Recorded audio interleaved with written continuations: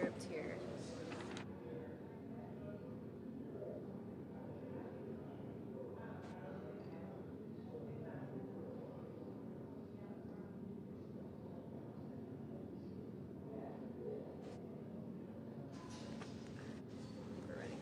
Okay. For what purpose does the gentleman from Arkansas, Mr. Westerman, seek recognition? Mr. Speaker, pursuant to House Resolution 879, I call up H.J. Res. 130 and ask for its immediate consideration in the House. The clerk will report the title of the joint resolution. House Joint Resolution 130, Joint Resolution providing for congressional disapproval under Chapter 8 of Title 5 United States Code of the rules submitted by the Bureau of Land Management relating to Buffalo Field Office Record of Decision and Approved Resource Management Plan Amendment. Pursuant to House Resolution 879, the joint resolution is considered read. The joint resolution shall be debatable for 1 hour, equally divided and controlled by the chair and ranking minority member of the Committee on Natural Resources or their respective designees. The gentleman from Arkansas, Mr. Westman, and the gentleman from California, Mr. Huffman, each will control 30 minutes. The chair recognizes the gentleman from Arkansas, Mr. Westerman. Mr. Speaker, I ask unanimous consent that all members have 5 legislative days to revise and extend their remarks and to include extraneous material on H.J. Res. 130. Without objection. Mr. Speaker, I yield myself such time as I may consume. The gentleman is recognized. I rise in strong support of H.J. Res. 130, which would repeal the Bureau of Land Management's Misguided Resource Management Plan, or RMP, amendment for the Buffalo Field Office in Wyoming, which was finalized in the twilight hours of the Biden-Harris administration. Wyoming's Powder River Basin currently supplies 40% of the nation's coal. The RMP amendment in question effectively halted future federal coal leasing across a region in Wyoming larger than New Jersey and located in the heart of America's coal country. Without repeal, the RMP amendment will end coal production in the region entirely by 2041 and close 12 active mines. The RMP amendment is a death blow to America's energy security, Wyoming's workers, and the economic backbone of the state itself. It is projected that U.S. electricity demand will grow by as much as 128 gigawatts through 2029, and global energy demand is expected to double by 2050. Coal is reliable, affordable, and essential to meet the increasing power demands of the AI revolution and advanced manufacturing. The RMP amendment locked up an astonishing 48 billion short tons of coal. That's enough to meet U.S. coal demand for the next 116 years. 92% of Wyoming's coal is exported to other states, helping keep the lights on and utility prices affordable in distant places as far as Texas, Illinois, and my home state of Arkansas. Nationwide, residential electricity prices have increased by 13% since 2022, and overturning misguided policies like this RMP amendment will help make the cost of living more affordable for families across America. It's time to unleash our domestic resources to put this money back into the pockets of American families by repealing the Biden administration's anti-American energy policies. What's more, instead of working with the state, the Biden administration blatantly ignored local opposition at every stage of this process and rammed this RMP amendment through to appease environmental extremists. The Biden administration provided a limited opportunity for public comment or engagement on this RMP amendment. Wyoming's governor, unified congressional delegation, locally elected officials, tribes, and local communities all expressed strong opposition to this plan amendment. The previous administration ignored them all. According to local representatives, it is suspect and disturbing that such a dramatic change to the current land use plan would solicit such little engagement during the public comment period. Campbell and Johnson County commissioners who represent the local communities affected by this plan stated that whatever information they provided to the BLM in this process was, quote, ignored by the federal agency. Overturning the RMP amendment takes power from bureaucrats in Washington, D.C. and returns it to the people of Wyoming. The BLM also ignored tribal input in developing this RMP amendment. The Navajo Transitional Energy Company, which is wholly owned by the Navajo Nation, provided detailed comments opposing this amendment that were all dismissed by the BLM. In a letter they submitted to the agency, they stated, quote, BLM consistently downplayed the reasonably foreseeable negative impacts of the mine's closures on the surrounding social justice communities, and it did not even consider the jobs lost in the downstream communities that rely on the Powder River Basin coal, end quote. Energy security is national security, and Wyoming's energy industry remains indispensable to ensuring America stays energy dominant. Wyoming's Powder River Basin, with its low-sulfur coal, produces the world's cleanest burning coal. We should be focused on exporting this abundant natural resource to our allies abroad, not burying this baseload power under layers of bureaucracy. By passing this CRA today, we're advancing President Trump's executive orders on unleashing American energy and reinvigorating America's coal industry. We're also restoring hundreds of millions of dollars in future revenue for Wyoming's K-12 public education system and protecting more than 4,000 high-paying jobs in rural Wyoming. In conjunction with the pro-energy policies included in the Working Families Tax Cut Law, this CRA also has the potential to generate more than $260 million for the federal Treasury. This CRA helps the U.S. remain energy dominant and will lower prices for families, strengthen our economy, and boost real wages for hardworking men and women. I urge my colleagues to stand with Wyoming, stand with American workers, and stand for energy security by supporting this resolution. I reserve the balance of my time. Gentleman reserves. Gentleman from California is recognized. Thank you, Mr. Speaker. And let me wish Chairman Westerman a happy birthday. I do wish him a happy birthday, but even that goodwill does not change the fact that this is bad legislation. And so, unfortunately, Bruce, I'm going to have to rise in opposition to the bill while wishing you a happy birthday. We are, Mr. Speaker, all grateful that the Republican shutdown is finally over, but millions of Americans are still on the cusp of losing health care. They are struggling to put food on the table. And after their 7-week paid vacation, I can't imagine anything more disconnected than for House Republicans to come back here and make their first priority not helping working families to make ends meet, but jamming through more favors for their billionaire buddies. These 3 Congressional Review Act, or CRA, resolutions treat America's public lands like they are just lines on a balance sheet. They silence public opinion. They ignore the fires and storms that are made worse by climate change, all of it to make fossil fuel extraction the #1 priority going forward for how we manage our public lands. Wildfire defense, public safety, recreation, conservation, all of these take a back seat now to maximizing corporate profits, even in our most fragile landscapes like America's Arctic. Americans want clean air, clean water, accessible public lands, not handouts to polluters.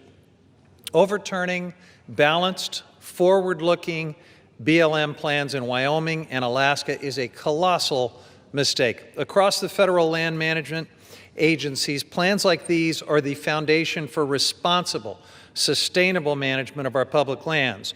RMPs are the product of extensive public input, rigorous scientific reviews, meaningful tribal consultation, and balancing the activities on our public lands, from energy development to recreation, is what these plans do. They reflect the needs of communities, industries, ecosystems, and they outline a clear vision for the stewardship of millions of acres of public lands. Let's look at the Buffalo Field Office RMP targeted by this particular resolution. It was developed after a court found that the previous plan failed to address the public health and climate impacts of unfettered coal mining in the region. Importantly, the current RMP was also developed after robust tribal consultation and public input. So we're just going to throw that all away?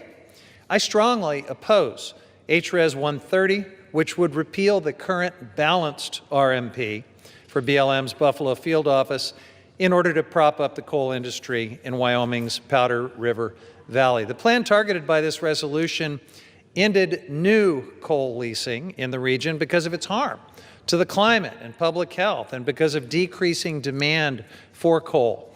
At the same time, the plan allowed existing mines to continue to operate through the end of their current leases. Rescinding this plan means locking us into unnecessary emissions and energy costs at a time when the planet and the American people cannot afford it, and it also puts us on a treadmill of litigation and uncertainty, sending us back, theoretically, to a plan that was already adjudicated to be illegal, or maybe waiting for a new plan to come forward from the Trump administration, and I guess hoping that a future court will decide that it's not substantially similar to the ones that have been thrown out with your CRA.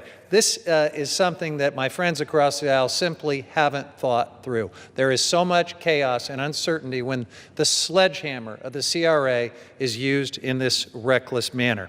Now, House Republicans already passed and the administration implemented unprecedented giveaways to the coal industry through the One Big Beautiful Bill Act, including slashing the royalty rates for coal from 12% to 7.5%, and opening more than 13 million acres of public lands for coal leasing. But even with these handouts, it's not enough to reverse decades of market contraction in the coal industry. The coal industry is dying.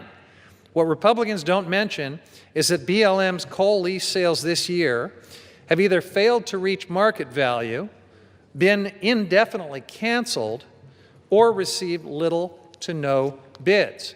Rather than simply redoing this RMP through the well-established public process, which the Trump administration is already doing, House Republicans want to overturn it using the CRA, again, an extremely blunt instrument that will throw us into great uncertainty and litigation for sure.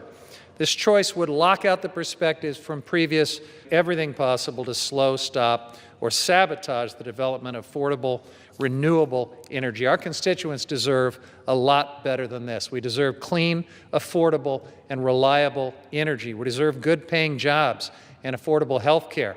And we shouldn't sacrifice America's health, environment, and livelihoods in order to do it. This legislation and my friends across the aisle are on the wrong side of history, trying to prop up the dying coal industry. They're on the wrong side of public land management, and they're on the wrong side of the American people's pocketbooks as they face rising electricity costs. That's why I oppose this resolution and reserve the balance of my time. Gentleman reserves. Gentleman for Arkansas is recognized. Thank you, Mr. Speaker. And Mr. Speaker, I sincerely appreciate the birthday wishes from my friend across the aisle. That means a lot to me. If I had a birthday wish of my own, it would be to make energy more affordable for the American people, to help the good folks of Wyoming to have a livelihood, and to not only keep prices down, but keep good-paying jobs across this country that are in the energy industry. We know that we need more energy going forward. We need more electrons on the grid. We need a larger grid, and we need to all work together to do those things. But if this resource management plan amendment by the previous administration was balanced, I would hate to see a heavy-handed resource management plan amendment by the previous administration, because this took a sledgehammer to an established industry in the state of Wyoming. And I'm sure my distinguished colleague from the great state of Wyoming, Representative Hageman, who is the lead sponsor of this legislation, will go into detail what this would mean to Wyoming if this plan amendment stays in place. And I yield her 6 minutes. Thank you, Mr. Chairman. Mr. Speaker, I rise today in support of my legislation, House Joint Resolution 130, which utilizes the Congressional Disapproval Procedure under the Congressional Review Act, or CRA, to restore coal leasing in Wyoming's Powder River Basin. Many on the East Coast of America might be surprised to learn that the federal government owns massive amounts of the western states. In Wyoming, the federal government owns about half of our surface estate and 60% of the subsurface estate, or our minerals. In Northeast Wyoming, the Bureau of Land Management's Buffalo Field Office owns and manages over 788,000 acres of land and 4.7 million acres of our mineral estate. Notably, this land encompasses Wyoming's share of the Powder River Basin, North America's largest coal deposit, responsible for the production of 40% of our nation's coal. Wyoming is the largest coal producer in the nation. We, in other words, are responsible for ensuring that you can turn on your lights and heat your home. The BLM manages its public lands pursuant to the Federal Land Policy Management Act, which is implemented pursuant to what we refer to as Resource Management Plans, or RMPs. These RMPs are designed to maximize resource values for the public. The BLM is required to comply with a multiple-use mandate, ensuring that these combination of uses meet current and future needs of the American people. In its waning days, the Biden administration issued an RMP amendment for the Buffalo field office, which pursued the no new leasing alternative, pulling 481,000 acres of America's largest coal reserves and resources offline, making 48 billion short tons of coal unavailable and ending leasing in the Powder River Basin. Such a decision cannot be considered a legitimate or legal RMP pursuant to FLPMA, and neither does it align with Congress's multiple-use mandate. The Biden RMP is instead very clearly a mineral withdrawal enacted by climate activists in direct violation of the law. The Biden administration's decision to terminate mining in Wyoming's PRB is not only irresponsible and harmful, but downright illegal, a mechanism used by the governing elite to inflict harm on every single citizen of this great country to further climate change lunacy. If this RMPA is allowed to continue, it would risk 4,122 jobs in rural Wyoming, $1.9 billion in labor output through 2048, and millions of dollars in state revenue used to fund public K-12 education. This seemingly localized decision has national repercussions as well. In 2024, Wyoming produced 191 million tons of coal, 171 million tons of which was shipped to 26 different states for producing electricity. At these rates, Wyoming produces about 40% of the nation's coal and about 80% of all federal coal production. With coal generating as much as 23% of America's electricity at any given time, Wyoming coal supplies as much as 9.2% of the electricity produced in this country. Watching the arguments in the Rules Committee last night and on the floor today, it is clear that affordability is the word of the day for my colleagues across the aisle. If utility bills for Americans is something they genuinely care about, then I encourage them to vote for H.J. Res. 130 and to not turn off the Powder River Basin coal, which accounts for so much of American energy and could generate even more if Washington, D.C. had not waged a war on coal for the last 3 decades. In short, it is policies such as no new coal leasing contained in this Buffalo RMP that reduces affordability, which my colleagues on the other side of the aisle will be supporting if they continue to oppose H.J. Res. 130. This vote today is a vote to shore up the grid, which will have positive impacts on the utility bills of Americans. When combined with what this majority did for energy development in the One Big Beautiful Bill, we are shoring up centuries of energy production. We cannot survive in this country without Wyoming coal, the majority of which is produced in the Powder River Basin. Demand for Wyoming coal is only increasing, both here and abroad. If you turn out the lights on one of Wyoming's most important industries, you will also be turning out the lights on America. The Biden administration knew this and pursued this harmful policy anyway, and they did so in violation of the law.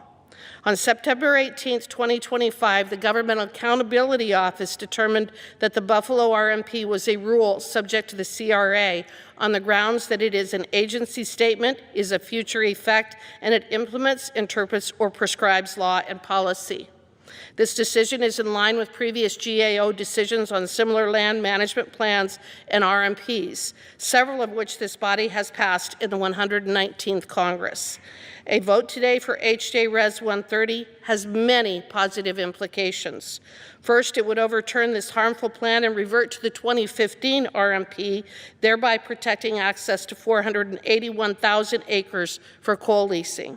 Second, it would provide certainty to countless Wyomingites who rely on our good, clean coal for jobs and for revenue that funds the schools that our children attend. Third, it is a vote for the millions of Americans who continue to rely on Wyoming coal and who always will. Fourth, it's a win for Congress, reminding the agencies that we are the primary policymaking branch of government and that we will hold the agencies responsible for bad unlawful regulations. I urge all of my colleagues to vote in favor of H.J. Res. 130, and I yield back. The gentleman from Arkansas reserves. The gentleman from California, you are recognized. Thank you, Mr. Speaker. It occurs to me that as we're having this debate, pretty much the rest of the world is in Brazil right now for the climate conference. Of course, the Trump administration has disgracefully pulled the United States out of the Paris Agreement once again, so we have no federal delegation at all. But as the rest of the world convenes to accept the reality of the climate crisis and to accept the related reality of coal being the biggest contributor to carbon pollution, and the entire world is talking about how to phase down our dependence on coal pollution and fossil fuel pollution, we are here in this alternate reality of the Republican majority, where my colleague from Wyoming calls it climate lunacy. It's a sad, sad testament to, frankly, the disgraceful leadership of this Republican majority that propping up the coal industry with discounted royalties and massive subsidies and millions of acres of land giveaways, and now this misuse of the Congressional Review Act is the official policy of the Republican majority. It's just almost unthinkable, and yet that's where we are. With that, Mr. Speaker, I yield as much time as he may consume to the gentleman from New Mexico, Mr. Vasquez. Is recognized. Thank you, Ranking Member. Thank you, Mr. Speaker. Well, first, coming from New Mexico, let me tell you that I have gone through the RMP process firsthand in my own Las Cruces district, the Tri-County RMP. And those are long and painful processes. They take a lot of public input, a lot of painful meetings. Those plans are developed with the input from residents from all sides of the aisle that represent different parts of what is our public lands and that mandate to have multiple use lands. They are not meant just for one industry. They are meant for everybody that uses those public lands. And when I served on the U.S. Federal Committee to advise the Forest Service, and we got all of these stakeholders together to implement the 2012 planning rule, it was the same deal. We did it deliberately. We did it with all stakeholders at the table. And so these RMPs are actually developed with public input from every community, not from one single stakeholder group. And that is the painful process that it takes to update these plans, many of them which haven't been updated since the 1980s. Now, it's important that we take into account the time, the effort of not just the agency staff and those folks who show up to those hard meetings and hear the public out, but the public who comes out in my district, sometimes driving 30, 40, 50 miles just to attend one of those meetings so that they can eventually get to an RMP knowing that that will be the law of the land. And so today I rise in opposition to all the CRAs. But in particular, I want to talk about one very special place. In 2017, when the Arctic National Wildlife Refuge's coastal plain was first officially opened to drilling, supporters promised that the sale would raise significant revenue. Instead, only 3 bidders emerged. And the first mandated lease sale brought in less than 1% of the $2.2 billion that Congress was told to expect. Less than 1%. That burdened taxpayers with an additional $2 billion in national debt. Why? Well, because the Arctic is one of the most expensive places on Earth to drill. And investors and the oil industry know this. In fact, BP and Shell already abandoned their Arctic proposals, even paying to exit those leases. And financing has dried up completely, with nearly every major U.S. bank and 20 global insurance companies having publicly pledged not to finance Arctic drilling projects, yet here we are. The coastal plain is too remote, too costly, and too risky to make drilling financially feasible, especially when we already produce record oil and gas volumes elsewhere at a far lower cost to taxpayers, including in my district, the Permian Basin. And let's be clear, Arctic drilling will not lower gas prices. With no existing roads, pipelines, or infrastructure, any Arctic oil would take years to reach the market if it ever does. I know this myself because this is a picture from when I was in the Arctic. Now, this is also a question of what we value. The Arctic Refuge is the only national wildlife refuge that protects a complete Arctic ecosystem. It's called the crown jewel of our public lands, and that it's called that for a reason. And I saw why firsthand when I was there last summer. Now, this special place offers unmatched, truly wild fishing and hunting opportunities for all Americans. When you catch your first Arctic char in the Canning River on the coastal plain, it is a moment you will never forget as an American. And these lands have provided sustenance to the Gwich'in and Iñupiat peoples for millennia. The bottom line, setting the unique wildlife and recreation values of America's Arctic aside, using the CRA to overturn land management plans is bad policy, bad economics, and bad land management. And truly, it's a disrespect to the constituents who showed up to those meetings to create that RMP in the first place year over year over year. So by treating every resource management plan as a rule that is subject to the CRA, Congress is throwing the legal status of every oil and gas lease, every grazing permit, and recreational activity across the West into question. And I ask my Republican colleagues, why pursue the CRA process when this administration has already revised the plan in question? They've already opened up the coastal plain, so why do this? We should vote no, not to score a political point, but because this proposal simply doesn't make sense and won't work. Thank you. I yield back my time. Gentleman from California reserves. The gentleman from Arkansas. Thank you, Mr. Speaker. You know, it's been mentioned that U.S. coal is dying. U.S. coal is being murdered. There's been an attack on it for many years, and some people will not stop until they see it gone, but it's to our own demise because we depend so much on the energy, not only from coal, but from natural gas. We need more nuclear power. We need more hydropower. We need all kinds of new power. And this isn't the time to be attacking our fuel sources. And you know, we'll have a debate on the Arctic slope and the coastal plain, but when we're talking about Wyoming, we're talking about coal, and we're talking about really the backbone of our electrical generating and distribution system. I yield 3 minutes to the gentleman from Minnesota, who's the subcommittee chairman on energy and minerals for the Natural Resources Committee, Mr. Stauber. Gentleman from Minnesota is recognized for 3 minutes. Thank you, Mr. Speaker. I rise today in strong support of this CRA resolution introduced by my good friend and colleague from Wyoming, Representative Hagman. This resolution overturns the Biden administration's actions to lock up public lands in Wyoming from responsible coal development, all part of the Democrat and President Biden's agenda, which was anywhere but America, any worker but American energy agenda. Last year, I had the opportunity to join Representative Hagman on a tour across the Powder River Basin, where we visited the coal mines and met the proud men and women who have been working there for generations. While I visited one of these mines, I met a union electrician, third-generation miner, who raised his hand and stated, "Please don't take our jobs away. I'm working here, and my son just got hired here." The passion he had for the industry and these jobs were incredible. He and now his children work in that coal mine. That gentleman told me his family story with a lump in his throat. Like generations before him, he and now his children had access to good-paying union jobs in the coal mine across the Powder River Basin. But thanks to the Biden administration's continued war on coal, his job and his livelihood was on the line, as the mine he worked in was set to run out of coal reserves in just a few short years. Thanks to the Biden administration's resource management plan that blocked new coal leasing, the mine wouldn't be able to access additional reserves and would have to close. In doing so, the mine would have to lay off hundreds of workers and devastate the surrounding communities that depend on the coal mining industry to drive their local economies. With tears in their eyes, this electrician asked me to save his job and save his livelihood so he could continue to provide for his family and energy for America.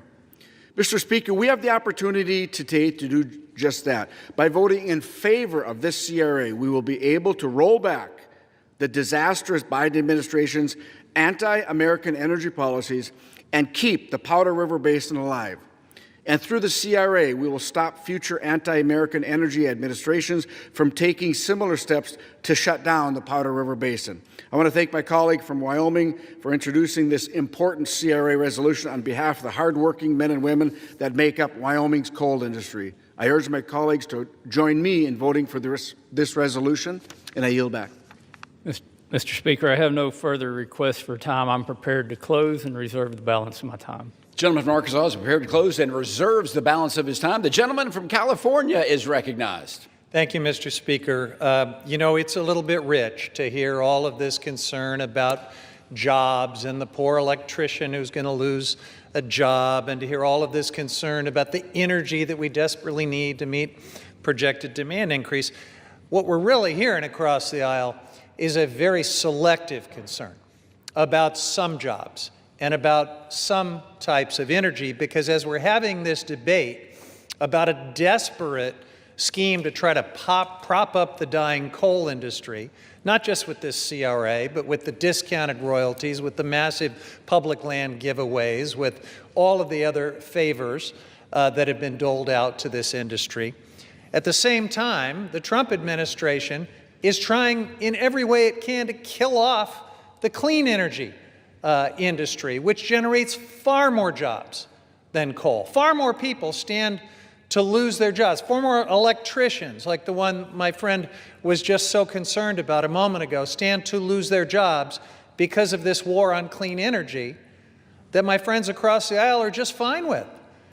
Now, Chairman Westerman said we need all types of new energy. Well, you know, I guess we'll have a chance this week to find out if that too is just more happy talk, more hollow words, because there'll be a markup on his legislation on permitting, and Democrats have been asking for meaningful changes to this war on clean energy as the first item to have a serious negotiation and discussion about that. We'll find out, and I hope that Mr. Westerman delivers on his promise to work in good faith with Democrats and to do something about the war on clean energy. But unless and until he does, and unless and until my colleagues across the aisle stop pretending that an entire industry with far more jobs than coal and far more energy that can be brought to bear to meet rising demand at far less cost, until they stop pretending that that war on clean energy is not happening, all of this, frankly, is just political theater. Now, Mr. Speaker, to the point about the so-called viability of coal, let's just zoom in on the coal industry in the Powder River Basin, the very place that would be impacted by this CRA. On October 6th, the Bureau of Land Management held a lease sale for 167 million tons of coal on public lands on the Montana side of this specific basin. The BLM received one bid that was valued each ton of coal at 1/10 of 1 penny. The administration rejected that bid and canceled the lease sale because that abysmal price did not meet the requirements of fair market value outlined in the Mineral Leasing Act. That's the reason that the BLM came together to finalize the Buffalo Field Office RMP amendment to address decreasing demand for coal, which is both the dirtiest and the most expensive form of energy. House Republicans would give away your public lands and waters to big coal for pennies, fractions of pennies. The coin that they are phasing out as practically worthless. It's about as valuable as the coal that they're trying to subsidize. This resolution will do nothing to address skyrocketing energy bills in Wyoming or anywhere else. A conservative former Wyoming state representative recently penned an op-ed that really speaks to what's happening on the ground, and I quote, "We need responsible legislators who do not rely on wishful thinking to make long-term policy decisions. It's time to take off the aluminum foil hats filled with wishful thinking and make some real decisions based on responsible prediction," end quote. I reserve the balance of my time. The gentleman from California reserves. The gentleman from Arkansas. Mr. Speaker, I'm prepared to close and continue to reserve. The gentleman continues to reserve. The gentleman from California. Thank you, Mr. Speaker. In closing, I strongly oppose this resolution. Using the CRA to overturn this RMP and the others that we're debating this week will throw our public lands into chaos. It completely sidelines the input and perspectives of local communities who spent years working with BLM on this plan. And it's another reckless attempt to prop up the fossil fuel industry and line the pockets of polluters, all at the expense of affordable energy and good-paying jobs. The Buffalo Field Office RMP allows existing coal leases to continue with reasonable safeguards to reduce emissions and protect land and water. Congress should not be overturning this plan with the sledgehammer of the CRA. I strongly urge my colleagues to vote no on the resolution, and to my Republican colleagues, I urge you to think twice about the consequences of this action and setting this chaotic precedent. I yield back. The gentleman from California yields. The gentleman from Arkansas. Thank you, Mr. Speaker. And since my colleague mentioned the SPEED Act, which we'll be marking up in committee on Thursday, even though it is not on the floor today, I'll put in a shameless plug for our bipartisan legislation that is not only tech neutral, but it's agnostic to the project type. It would definitely help us produce more energy in America, and it will also help us to build things in America again, something we desperately need to do. And we'll debate that Thursday, and hopefully someday we'll be out here debating it on the floor. But as we look at this particular RMPA that is on the floor today because the Biden administration, on their way out, pushed something through by rule that they could never get passed into law. And a CRA, I remind you, is so that Congress can exert its legislative authority over an administrative agency or over an administration. And I would remind future administrations not to make dumb rules when you're going out the door, or somebody in Congress will be standing here, maybe on the other side of the aisle, doing a CRA to turn back the rulemaking ability that is not lawmaking as we're instructed to do in the Constitution as the legislative branch. But in response to the actual RMPA that we're talking about, the CRA on it today, now is the time to unleash American energy. The Buffalo Field Office Resource Management Plan would not only devastate Wyoming's energy workforce, it would raise prices nationwide. We are in a competition. We're in a competition with China that certainly hasn't backed off on building coal-fired plants. Matter of fact, they're building at a rate of about one every 2 or 3 days coming online because they know they need reliable energy, they need affordable energy, and they need that to establish their manufacturing dominance and to beat us in the race for AI.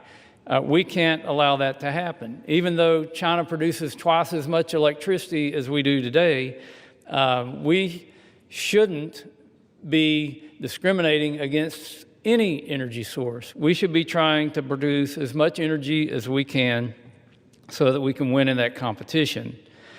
By passing this CRA, we're restoring the BLM's multiple use and sustained yield mandate and preventing future administrations from locking up America's natural resources. The era of curtailing multiple uses of our federal lands hopefully is over, and it's time to usher in a golden age of unleashing our energy and mineral resources. I urge adoption of this bill, and I yield back the balance of my time. The gentleman from Arkansas yield. All time for debate has expired. Pursuant to House Resolution 879, the previous question is ordered on the joint resolution. The question is on engrossment and third reading of the joint resolution. Those in favor say aye. Those opposed say no. The ayes have it. Third reading. Joint resolution provided for congressional disapproval under Chapter 8 of Title 5 United States Code of the rules submitted by the Bureau of Land Management relating to Buffalo Field Office Record of Decision and approved Resource Management Plan Amendment. The question is on passage of the joint resolution. Those in favor say aye. Those opposed say no. The ayes have it. The joint resolution is passed. For what purpose does the gentleman from California seek recognition? You'll never guess why. I'm going to request the yeas and nays. The yeas and nays are requested. Those in favor by a vote of the yeas and nays will rise. A sufficient number having risen, the yeas and nays are ordered. Pursuant to Clause 8 of Rule 20, further proceedings of this question will be postponed. For what purpose does the gentleman from Arkansas, Mr. Westerman, seek recognition? Mr. Speaker, pursuant to House Resolution 879, I call up H.J. Res. 131 and ask for its immediate consideration in the House. Clerk will report the title of the joint resolution. House Joint Resolution 131, joint resolution providing for congressional disapproval under Chapter 8 of Title 5 United States Code of the rules submitted by the Bureau of Land Management relating to Coastal Plain Oil and Gas Leasing Program Record of Decision. Pursuant to House Resolution 879, the joint resolution is considered read. The joint resolution shall be debatable for 1 hour, equally divided and controlled by the chair and ranking minority member of the Committee on Natural Resources or their respective designees. The gentleman from Arkansas, Mr. Westerman, and the gentleman from California, Mr. Huffman, will each control 30 minutes. The chair recognizes the gentleman from Arkansas. Mr. Westerman, you are recognized. Mr. Speaker, I ask unanimous consent that all members be given 5 legislative days to revise and extend their remarks and to include extraneous material on H.J. Res. 131. Without objection. Mr. Speaker, I yield myself such time as I may consume. The gentleman is recognized. I rise today in support of H.J. Res. 131, which would repeal a Biden-era record of decision, or a ROD, restricting oil and gas production on 1.16 million acres within the 1002 area of the Arctic National Wildlife Refuge, also known as ANWR. The 1002 area of ANWR was specifically set aside by Congress for its oil and gas potential and estimated to hold anywhere between 4.25 and 11.8 billion barrels of recoverable oil. Prior to the passage of the Working Families Tax Cut Law, which requires 4 lease sales to be held over a 10-year period, Congress had previously mandated energy leasing in the area, an action that had the support of local North Slope communities and native villages. In fact, last Congress, we held a bipartisan legislative hearing on H.R. 6285, Alaska's Right to Produce Act, where we heard from tribal representatives, including Inupiat leadership from the native village of Kaktovik, the only indigenous tribal community within ANWR. In that hearing, Doreen Levitt, Director of Natural Resources for the Inupiat community of the Arctic Slope, said, and I quote, "The North Slope Inupiat live in one of the most remote areas of the country, with none of their communities connected by a permanent road system to each other or to municipalities in the state, making private and public investment very costly, so it is up to their people to seek out opportunities and partners to strengthen their regional economy," end quote. Instead of working with Arctic Slope communities to create economic opportunities, the Biden-era ROD further limited the economic prospects available to those in the region, reducing investment and cutting off essential new infrastructure that would support resource development. During President Trump's first administration, consistent with federal law and local voices, the Department of Interior finalized plans to make all 1.56 million acres of the coastal plain available to oil and gas leasing. Lamentably, in 2024, the Biden administration disregarded local tribal voices and reversed course, implementing a new record of decision that chose the most restrictive alternative, making available the minimal amount of acreage for energy leasing. The Biden administration also included energy prohibitive stipulations in the ROD designed to undermine energy lease sales in the 1002 area. These provisions were horrifically successful, as the last lease sale held received no bids.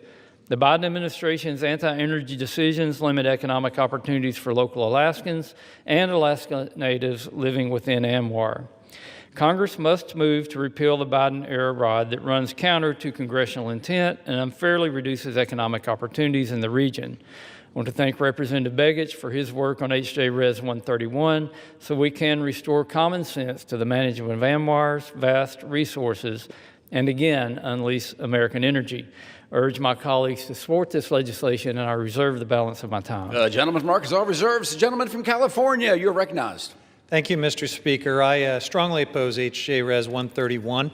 The Congressional Review Act resolution here would overturn BLM's Coastal Plain Oil and Gas Leasing Program record of decision. My Republican colleagues are once again pursuing policies that expand our nation's carbon pollution and expose our communities to future disasters. Not only would this legislation grant access to one of the most ecologically sensitive and, yes, incredibly difficult regions to drill, but it would reverse significant strides that Democrats have made to protect lands that tribal nations have occupied since time immemorial. This misguided bill would lock in oil and gas development in the Arctic National Wildlife Refuge, an area known to the Gwich'in people as the sacred place where life begins.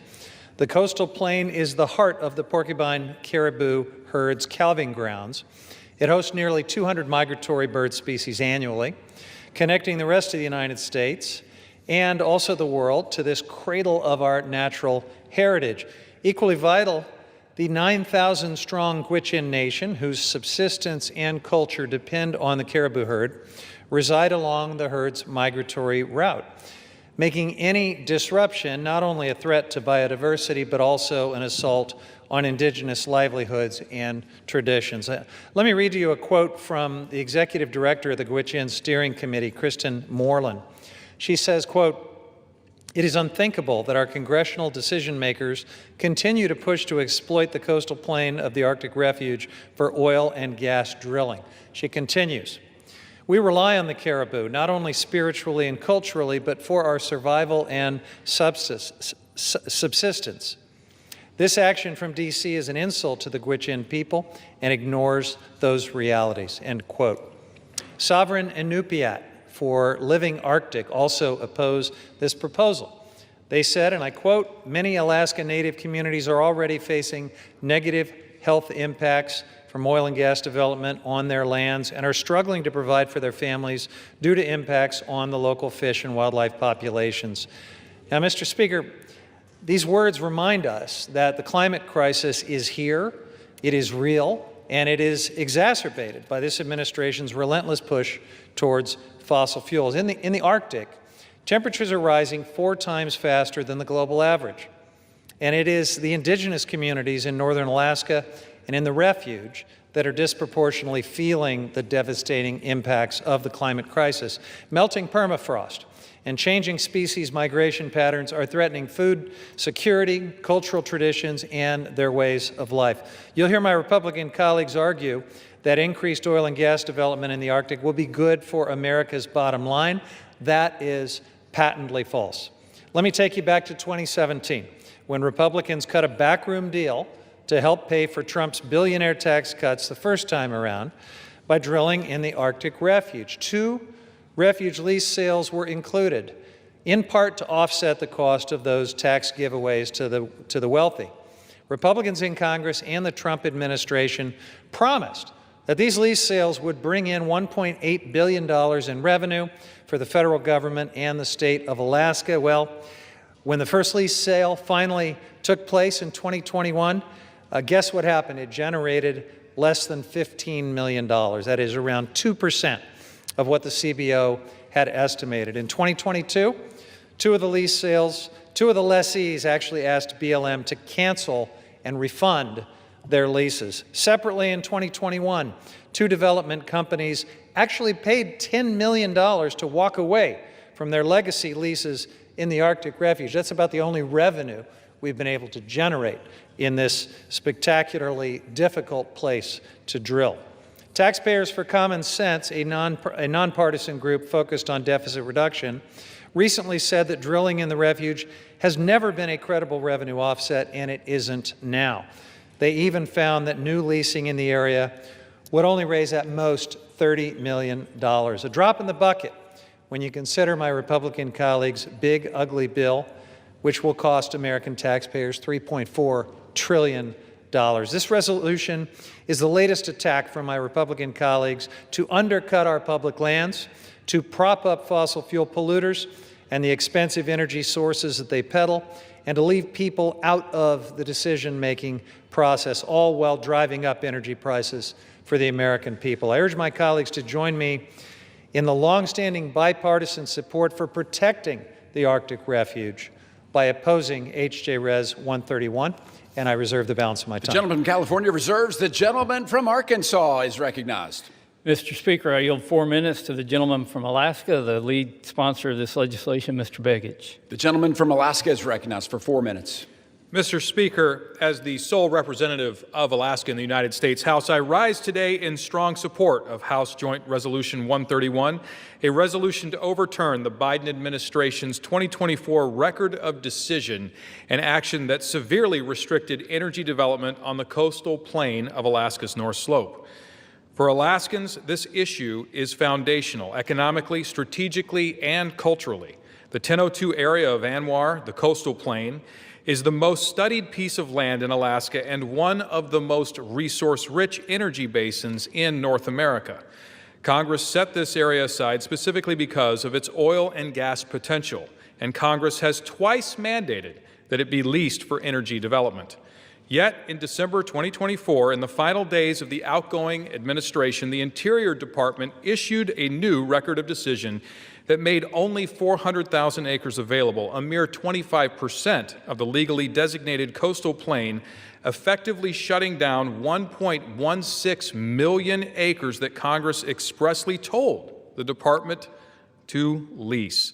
That record of decision ignored Congress. It ignored the statutory mandate in the Tax Cuts and Jobs Act, and it ignored the voices of the people who actually live on Alaska's North Slope. Thanks to a request from Alaska's delegation, the Government Accountability Office issued a legal opinion on August 25th, confirming that this 2024 record of decision is a rule under the Congressional Review Act. That opinion, printed in the congressional record in September, triggered the CRA window that allows Congress to act today, and Congress must act, because Alaskans have spoken clearly and they've spoken loudly. The North Slope and Inupiat leadership, including the Arctic Slope Regional Corporation, the North Slope Borough, and the Inupiat community of the Arctic Slope, have consistently supported responsible development in the 1002 area of our North Slope. For decades, they have supported balanced development because they know how vital it is to sustain their communities, maintain their way of life, and fund essential public services. Oil and gas development on the North Slope provides 95% of local tax revenue, which pays for schools, clinics, utilities, public safety, and infrastructure in some of the most remote and high-cost communities in America. Without development, those services disappear. Mr. Speaker, the law is clear, the science is clear, and the economic reality is undeniable. The U.S. Geological Survey estimates the coastal plain contains 10.4 billion barrels of recoverable oil, a resource that can strengthen America's energy security at a time when geopolitical instability is rising and global energy demand is surging. President Trump recognized this on day one, issuing Executive Order 14153, unleashing Alaska's extraordinary resource potential, directing the Secretary of the Interior to restore the lawful 2020 framework. And the Bureau of Land Management is already implementing that directive, working to reinstate the 2020 record of decision and moving forward with the 4 statutorily required lease sales mandated by the American Working Families Tax Cut.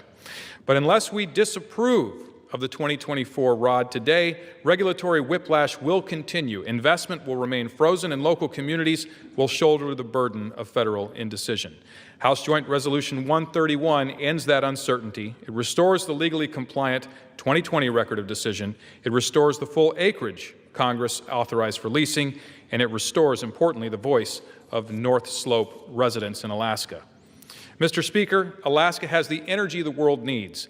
America has the workforce to develop that energy responsibly, and Alaska's communities from Utqiagvik to Kaktovik have been asking for consistency, partnership, and respect from their federal government. Today, we can answer that call, and I urge my colleagues to vote yes, support Alaska, support American energy security.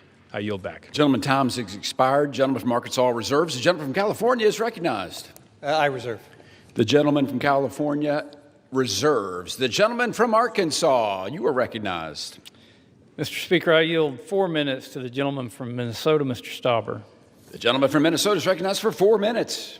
Mr. Speaker, I rise today in strong support of this CRA resolution introduced by my good friend and colleague, Representative Begich. This resolution overturns the Biden administration's actions to prevent the great people of Alaska from accessing and responsibly developing their abundant oil and gas resources on the North Slope. Yet again, these actions were just another part of the Democrat and President Biden's agenda. Anywhere but America, any worker but American. This was put out by the Biden administration, Mr. Speaker, on December 8th, mere weeks before the transition to the Trump administration. Last Congress, I was proud to introduce the Alaska's Right to Produce Act, which reversed many of the same anti-American energy policies of the Biden administration and passed the House with bipartisan support. Alaska is blessed with a tremendous wealth of natural resources. In fact, when Alaska was admitted to the Union, there was a specific condition laid out that the new state would develop these abundant natural resources for the benefit of all Alaskans and all Americans. The Biden administration took step after step to block the Alaskan people from developing these resources, levying more sanctions. The Biden administration levied more sanctions on the state of Alaska than they did Iran. Congress time and time again has passed laws to encourage and even require oil and gas leasing and development in the 1002 area of ANWR. The Biden administration record of decision runs completely counter to the laws that Congress has enacted. And they played games to discourage development, like only offering unfavorable acreage in their lease sale. These policies run counter to the wishes of the Alaska Natives across the North Slope of Alaska. I had the honor of leading a bipartisan delegation of my colleagues on the Natural Resources Committee to the North Slope last year to visit with these Alaska Natives and see the responsible oil and gas operations firsthand. These individuals depend on revenues from oil and gas development for their everyday lives. In fact, Alaska Natives who are enrolled shareholders of the Arctic Slope Regional Corporation collect nearly $30,000 a year thanks to responsible oil and gas development on the North Slope. And the Biden administration failed to properly consult with the people of the North Slope when they decided to lock up ANWR and the NPRA. Former Secretary of the Interior Deb Haaland refused request after request to meet and hear from them. And this was told to us in a meeting in the Natural Resources Committee. The CRA resolution will correct this by giving Alaska and the Alaska Natives of the North Slope the opportunity to responsibly develop 1002 area of ANWR, which was set aside by Congress for this direct purpose. Mr. Speaker, I want to thank my colleague for introducing this important CRA resolution on behalf of all Alaskans. And I urge my colleagues to join me in voting for this resolution, and I look forward to this passing this House, and I yield back. The gentleman from Arkansas reserves. The gentleman from California is recognized. I reserve. The gentleman from California reserves. The gentleman from Arkansas. Mr. Speaker, I have no further requests for time. I'm prepared to close and reserve the balance of my time. Gentleman is prepared to close and reserves the balance of his time. The gentleman from California. Thank you, Mr. Speaker. So in closing, I strongly oppose this resolution. It would open up ecologically sensitive, culturally important, and incredibly remote regions of the Arctic to oil and gas drilling. Drilling proponents have grossly overstated how much oil industry interest there is in drilling in the coastal plain of the Arctic Refuge. The Arctic is an extremely remote and harsh environment, requiring specialized equipment and infrastructure, making it one of the costliest places to drill in the entire world. There have been multiple lease sales held in the Arctic National Wildlife Refuge, which I want to emphasize is a wildlife refuge. And still, no legitimate oil and gas company currently holds a lease there. Even during President Trump's first term, no oil and gas company kept their leases. In fact, a recent report from Taxpayers for Common Sense outlined the lack of economic viability for any oil and gas development there, citing astronomically high costs in this remote region. So let me be clear. House Republicans' actions today will do absolutely nothing to lower your energy bills, but it will allow for the sell-off of some of our most special and sacred public lands. And that's why I oppose H.J. Res. 131 and all of the CRA resolutions on the floor today. I urge my colleagues to join me in voting no, and I yield the balance of my time. The gentleman from California has yielded. The gentleman from Arkansas is recognized. Mr. Speaker, I thank my colleagues for supporting this critical legislation and engaging this meaningful discussion. Before I close, I want to highlight another statement from Director Levitt, which she offered during a Resource Committee hearing last Congress. Mr. Stauber, in his testimony, talked about how the locals in the area just wished someone would listen to them. But Director Levitt said this, and I quote, "Had the administration acted according to the Indian Reorganization Act or its own orders, Its leadership and staff would have made allowance for the fact that the Inupiat community of the Arctic Slope, or the ICAS, alongside many other North Slope tribes and entities like the native village of Kaktovik, Voice of the Arctic Inupiat, Arctic Slope Regional Corporation, and more, have a long history of supporting responsible resource development projects in ANWR. The Voice of the Arctic Inupiat, of which ICAS is a member, has a standing resolution supporting the responsible exploration and development of the 102 area of ANWR, end quote. HJ Res 131 responds to the wishes of the local people who call ANWR home and unleashes the region's bountiful natural resources for the benefit of U.S. energy security and the economic well-being of local communities. I again urge my colleagues to support this legislation, and I yield back the balance of my time. Gentleman from Arkansas yields back. All time for debate has expired pursuant to House Resolution 879. This previous question is ordered on the joint resolution. The question is on engrossment and third reading of the joint resolution. All those in favor, please signify by saying aye. Opposed, say no. The ayes have it. The clerk will proceed with third reading. Joint resolution providing for congressional disapproval under Chapter 8 of Title 5 United States Code of the rules submitted by the Bureau of Land Management relating to Coastal Plain Oil and Gas Leasing Program Record of Decision. The question is on passage of the joint resolution. Those in favor, please signify by saying aye. Opposed, say no. The ayes have it. The joint resolution is. What purpose does the gentleman from California seek recognition? Request the yeas and nays. The yeas and nays have been requested. Those favor a vote by yeas and nays will rise. A sufficient number having risen. The yeas and nays are ordered pursuant to Clause 8 of Rule 20. Further proceedings on this question will be postponed. For what purpose does the gentleman from Arkansas, Mr. Westerman, seek recognition? Mr. Speaker, pursuant to House Resolution 879, I call up SJ Res 80 and ask for its immediate consideration in the House. The clerk will report the title of the joint resolution. Senate Joint Resolution 80, Joint Resolution providing for congressional disapproval under Chapter 8 of Title 5 United States Code of the rules submitted by the Bureau of Land Management relating to National Petroleum Reserve in Alaska Integrated Activity Plan Record of Decision.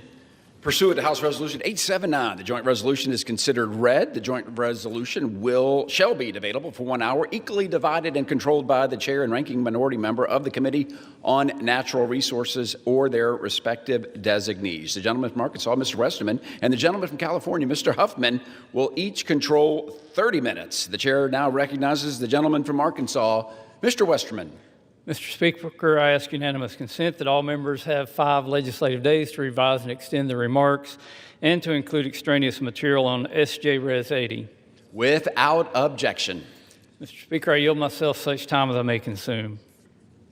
The gentleman is recognized. I rise today in support of SJ Res 80, which repeals the Biden administration's 2022 Integrated Activity Plan, or IAP, for the National Petroleum Reserve in Alaska, also known as the NPRA.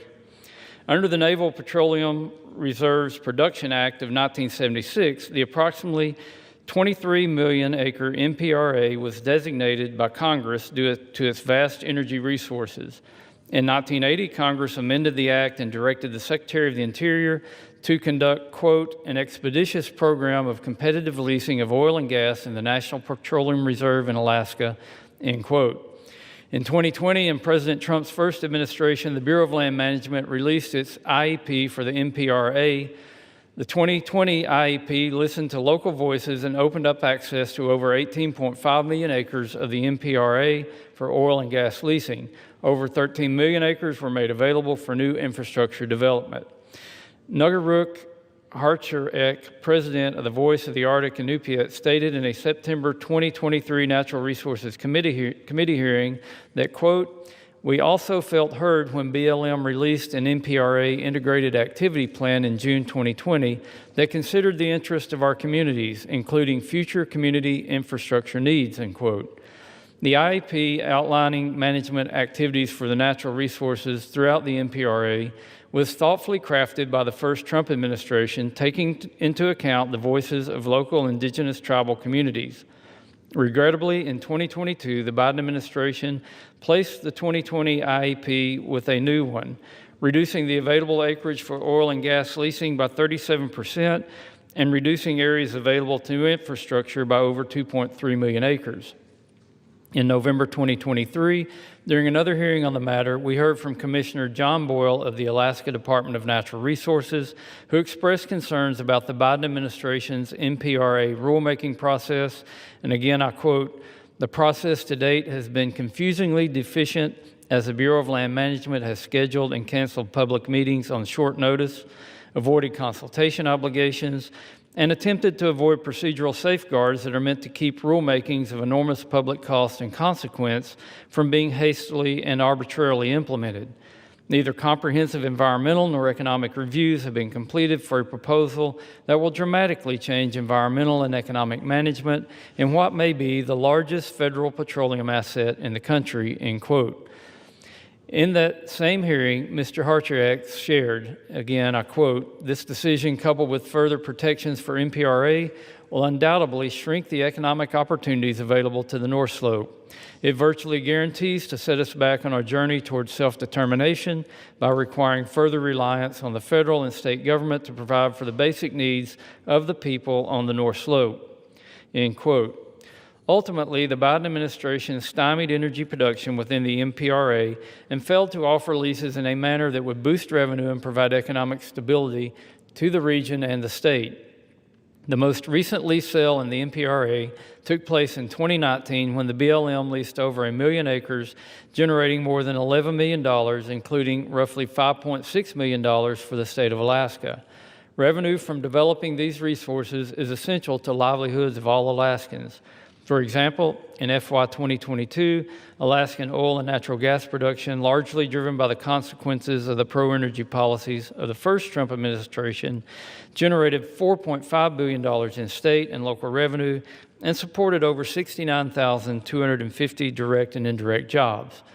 Alaska's role as a leader in unleashing American energy dominance will continue.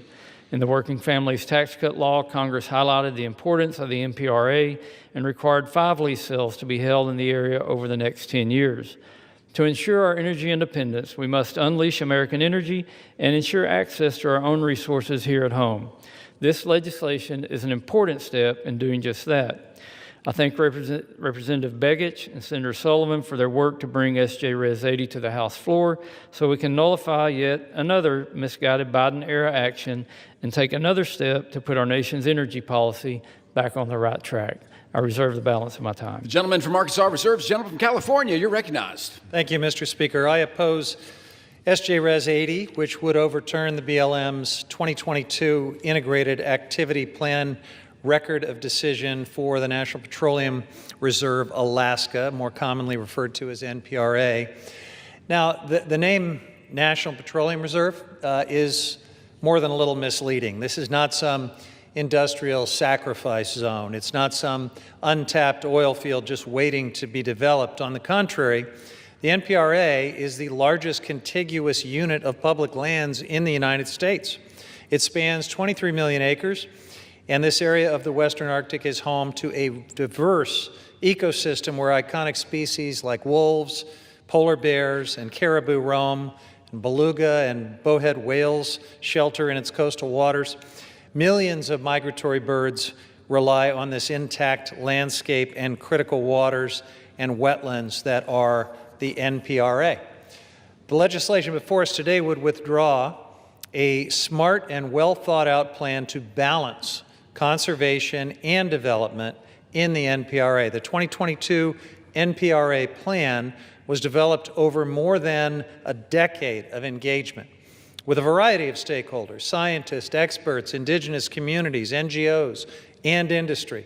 It aimed to limit the disruption and ecological harm from existing oil and gas development while also designating special areas to protect habitat for the many species that call this amazing place home. I respect that there are a variety of views on how to manage our nation's public lands, but it won't be possible for future administrations to incorporate feedback and comments on proposed actions in the NPRA if Congress approves the resolution before us today. The CRA, as we've said several times in the course of this debate, is a blunt instrument. It would prevent BLM from ever issuing a substantially similar replacement. And so this path would strip local land managers of the ability to respond to on-the-ground changes and needs for the future of the NPRA. My friends across the aisle, you don't need to do this. There are already processes in place for administrations to propose new management decisions if you don't like this plan. And the Trump administration is doing just that already, pursuing updates to the land management plans that we've been debating here using these standard inclusive mechanisms that allow for public input. Interior Secretary Burgum withdrew conservation protections for the NPRA in July. And just last week, the Interior Department finalized a new rule that overturned the previous plan.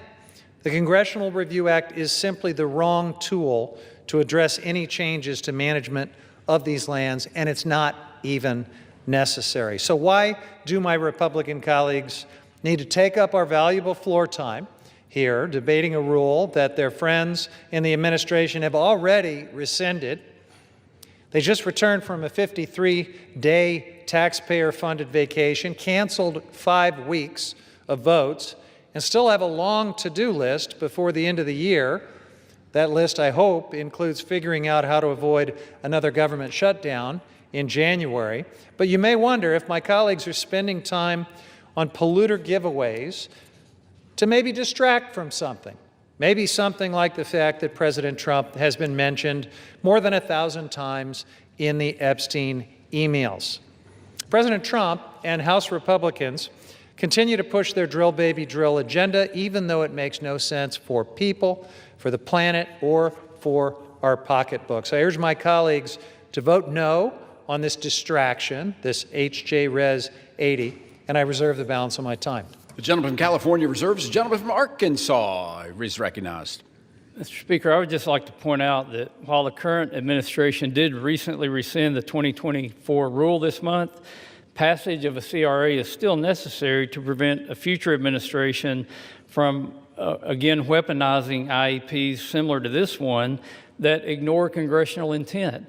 And by replacing the 2022 IEP, BLM wouldn't be left in limbo. They would revert back to the initial IEP finalized under the first Trump administration, which did take into account Native tribal voices and is consistent with the requirements included in the Tax Cut and Jobs Act. With that, I yield 5 minutes to the gentleman from Alaska, the lead sponsor of the House companion to this legislation, Mr. Begich. The gentleman from Alaska is recognized for 5 minutes. Mr. Speaker, I rise today in strong support of Senate Joint Resolution 80, legislation to disapprove the Bureau of Land Management's 2022 Integrated Activity Plan for the National Petroleum Reserve in Alaska. Let me be very clear.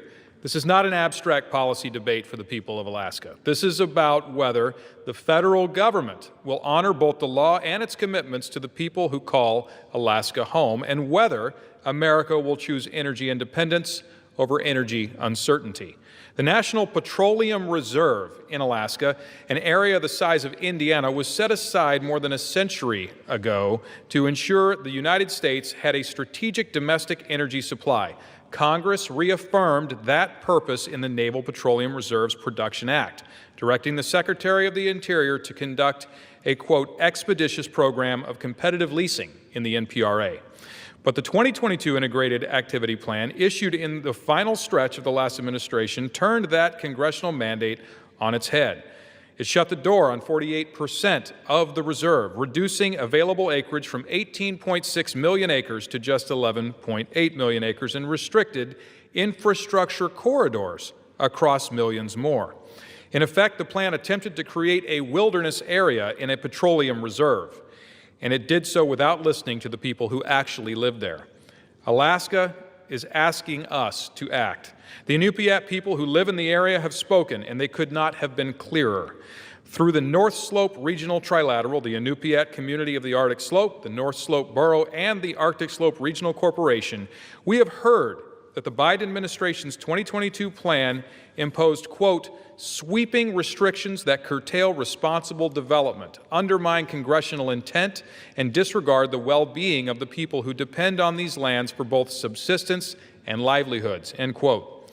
These communities are located in an area nearly the size of Minnesota with no highway connections, extreme transportation costs, and a cost of living among the highest in the nation. Oil and gas development funds their schools, their public safety, their utilities, their clinics, basic services that most Americans assume their local government can provide. But on the North Slope, that stability exists because responsible development exists, and we have a duty to ensure that it continues. Alaska's business community stands with them. The Alaska Support Industry Alliance, representing 547 companies and 35,000 Alaskan workers, warned that the 2022 plan jeopardizes the jobs and investment their families depend on. National organizations from the National Federation of Independent Businesses to the American Exploration and Production Council to the American Petroleum Institute have also voiced their support for reversing this restrictive rule. And the administration itself has made clear that restoring access to the NPRA is a priority. President Trump's Executive Order 14153, Unleashing Alaska's Extraordinary Resource Potential, directs the Secretary of the Interior to review and rescind the 2022 decision and reestablish a balanced framework consistent with the 2020 plan. This statement of administration policy strongly supports this resolution. Mr. Speaker, Alaska is ready to power America. We are ready to help lower energy costs for families and small businesses. We are ready to strengthen national security by reducing our reliance on foreign nations. And the people who live in Alaska's far north, the people whose ancestors have called the region home for 10,000 years, are asking us to restore the balanced, lawful management framework that they helped shape. Senate Joint Resolution 80 does exactly that. It restores congressional intent. It restores certainty for Alaska's communities. It restores America's strategic energy reserve. I urge my colleagues to join me in supporting Senate Joint Resolution 80, to stand with Alaska, to stand with energy workers, with the Inupiat people of the North Slope, and with an American future grounded in abundant, affordable, secure energy. And with that, I yield back. The gentleman from Arkansas. Mr. Speaker, I ask unanimous consent to submit a letter for the record from the Inupiat community of the Arctic Slope, ICAS, the North Slope Borough, and the Arctic Slope Regional Corporation, ASRC, that specifically states BLM failed to engage in meaningful government-to-government consultation with ASRC, the borough, and ICAS. This omission contradicts federal consultation requirements and disregards the voices of the very communities most affected. Our leadership has consistently raised concerns about this process and its outcome, yet those concerns were ignored. Without objection, the gentleman from California, the gentleman reserves, gentleman from Arkansas reserved, gentleman from California. Thank you, Mr. Speaker. So again, the plan that this resolution targets for disapproval is not in place. It has been rescinded by the Trump administration. If ever there's a case for a misapplication of the CRA, it would be this right here. But I think, Mr. Speaker, it's an important time for us to step back and consider why using a CRA for any, frankly, public land management plan, but certainly for one that's already been rescinded, is just a recipe for uncertainty and conflict and litigation. Nearly a third of our nation's landmass, 640 million acres, is managed by the federal government. The Forest Service manages 193 million acres. BLM manages 244 million, and in addition to 713 million acres of federal minerals. For nearly 50 years, BLM and the Forest Service have managed these lands under management plans required by the Federal Land Policy and Management Act and the National Forest Management Act. And these plans, known as resource management plans, we've been calling them RMPs, establish safeguards for watersheds and recreation areas. They facilitate energy development and grazing and logging and other commercial activities, and provide a mechanism for harmonizing the needs of local communities with our national goals and perspectives. Now, just a few months ago, we debated some other CRA resolutions targeting management plans, and we explained at that time how unprecedented that was. We still don't know the extent of chaos that is going to result from these actions that have already been taken, but we do know this. Under the CRA, rules, and rules is a technical term of art here, normally cannot go into effect unless they are submitted for congressional review.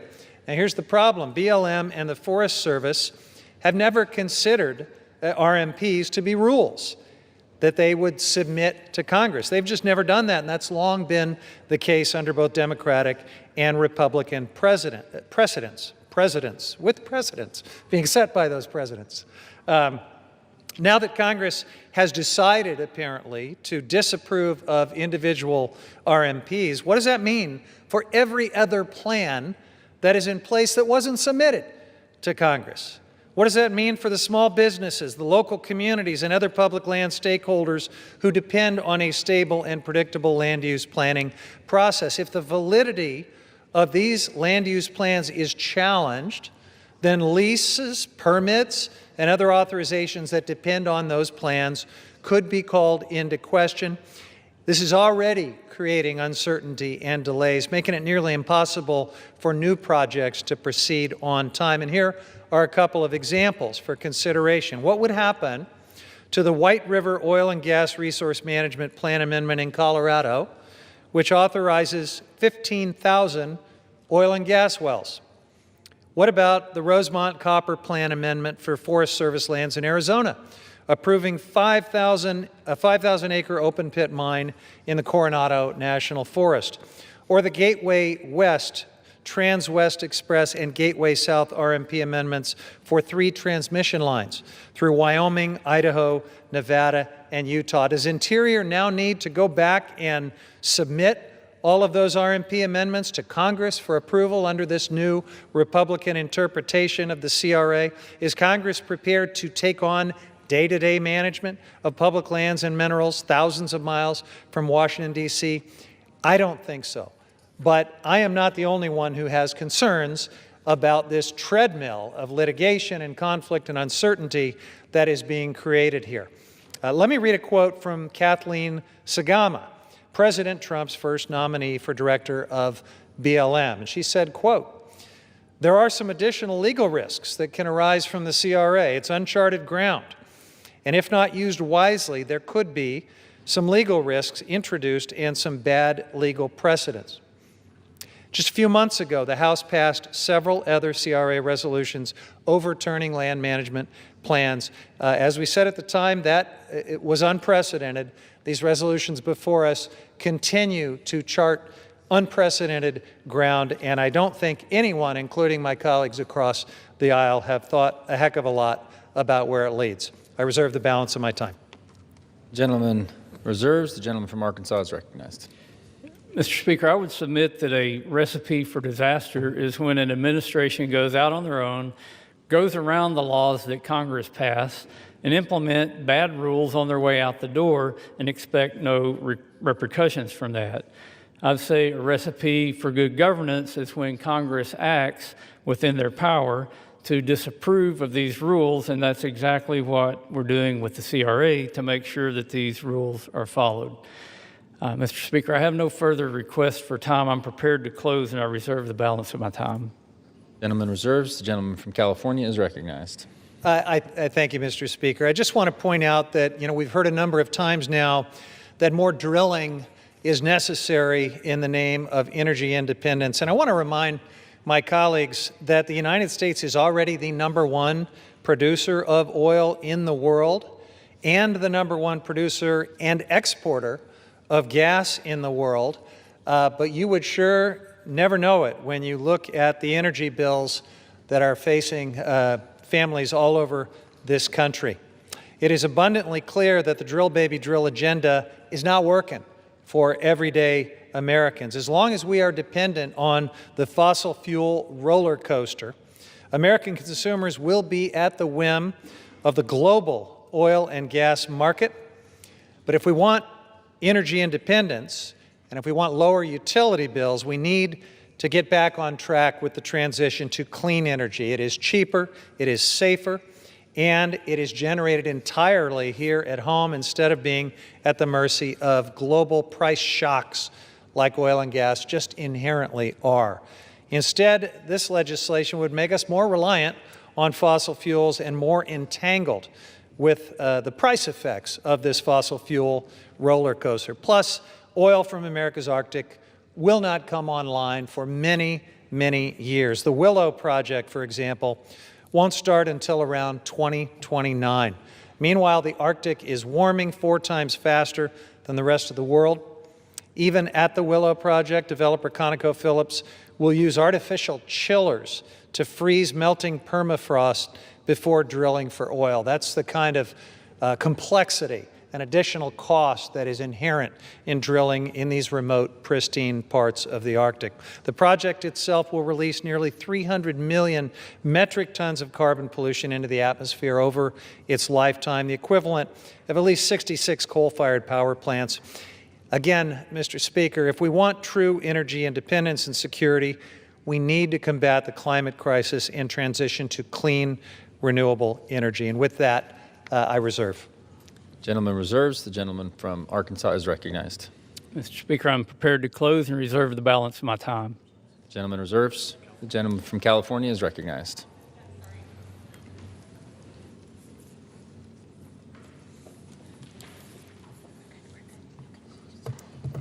Yeah, Mr. Speaker, if you could bear with me for one moment. Yes. Here it is. This is just excellent staff work, Mr. Speaker. In closing, I strongly oppose this resolution. The 3 Congressional Review Act resolutions that we've been considering here today are going to strip local land managers of the ability to respond to future challenges and changes and needs in the Arctic National Wildlife Refuge, the NPRA, and the Powder River Basin. If these reckless resolutions pass, these places will be locked into outdated plans that fail to account for changes in community needs, industry needs, and yes, climate-driven impacts. And these CRA resolutions are completely unnecessary because the Trump administration has already acted on their own to replace these plans. Even oil and gas industry experts across the political spectrum agree that the use of the CRA on land use plans creates regulatory and legal ambiguity. In fact, Kathleen Sagama, as I just told you, former President Trump's former nominee to lead the BLM, recently said, it's a quote worth repeating, there could be some legal risks introduced and bad legal precedent, unquote, when using CRAs in this manner. Yet apparently, my friends across the aisle are just going to do it anyway. Now, Sagama led the Western Energy Alliance, an oil and gas industry trade association. She testified before the House Natural Resource Majority many times. This misuse of the CRA will create regulatory chaos for everyone, including the industry. So I ask my colleagues across the aisle, why pursue it? House Republicans are continuing to lock the American people into higher energy costs by pushing their fossil fuel playbook and sabotaging clean, renewable energy. Our constituents deserve better. They deserve a future with clean and affordable energy where utility bills aren't skyrocketing, where we know our lands and waters won't suffer as a result. That's why I oppose this resolution and urge all of my colleagues to join me in voting no, and I yield the balance of my time. The gentleman from California yields. The gentleman from Arkansas is recognized. Mr. Speaker, it's been stated that gas and energy prices won't be reduced by passing this CRA, and I contend that they will, because overturning these rules would incentivize much-needed investment throughout the state or the entire North Slope. The regional impacts of increased energy production in Alaska cannot be overstated. Refineries in the region, including California and Washington, are equipped to handle Alaskan oil, and the refinery in Kenai produces most of the state of Alaska's gasoline. The North Pole refinery provides jet fuel for our military, amongst other aviation fuels. 2 other refineries located in Valdez and near Fairbanks also produce diesel and heating fuels. And let me point out that 3 out of 10 state households in Alaska rely on fuel oil, kerosene, or propane for home heating. Now, you may ask, why would they rely on these fuels that are traditionally more expensive, when Alaska has trillions of cubic feet of natural gas. That's because that natural gas is on the North Slope, and even in the city of Anchorage, they're running out of natural gas because they can't move the gas from the North Slope, they can't develop infrastructure, and not only can they not meet their own needs with that gas, they certainly can't export it to our allies. As many have shared, the NPRA is essential to unleashing American energy dominance and sustaining economies throughout Alaska. Congress must also act to undo the harm that the previous administration imposed, and we must work to unlock the estimated 8.7 billion barrels of oil and 25 trillion cubic feet of natural gas the NPRA holds. By repealing this decision, we can help uphold tribal voices and revert to the 2020 IAP that considered their meaningful input. Letting these plans shut down energy production in the NPRA linger would be devastating to Alaskans, especially the Native communities on the North Slope. Without jobs, people may leave these communities, jeopardizing the culture and social fabric of the region. We cannot afford to let this happen. We must pass SJ Res 80. I urge my colleagues to support passage of the important legislation. I yield back the balance of my time.